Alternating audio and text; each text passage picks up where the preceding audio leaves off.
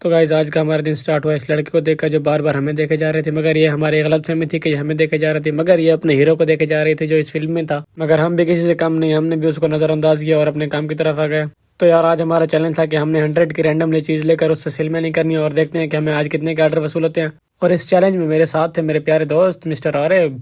तो हम निकल रहे थे अपने काम की तरफ, मगर ये लड़की फिर से हमारे सामने आ गई। यार क्या यार, इसको समझाओ यार। तो हम सबसे पहले निकले पेट्रोल पंप पर, वहां से हमने 220 का पेट्रोल डलवाया और देखते हैं कि आज 220 के पेट्रोल में हम कितनी सेल मनी करते हैं और कितना एरिया कवर हो जाता है हमसे। आज पेट्रोल डलवाने के बाद हम सीधा निकले अपने काम की तरफ और आज हमारे जहन में यह था कि हमने कम से कम 10,000 के ऑर्डर लेकर आने हैं। और सबसे बड़ी बात, हमारे पास एक्सपीरियंस भी नहीं था क्योंकि हमारा फर्स्ट डे था सेल मनी पर। खैर अभी कुछ दुकानें कवर ही होती कि हमें एक लड़का मिला जिसने अपनी अम्मी जान को साथ लिया हुआ था और कह रहा था कि मेरे पास पेट्रोल के पैसे नहीं है, तो हमने उसे पेट्रोल डलवा कर दिया और अम्मा जी से बहुत बहुत दुआएं ली। दुआएं लेने के बाद हमने टाइम नोट किया तो हमें सेल मनी पर निकला हुआ तकरीबन 6 घंटे हो चुके थे। और अगर ऑर्डर की बात की जाए तो हमने सिर्फ 1500 रुपए के ऑर्डर लिए थे।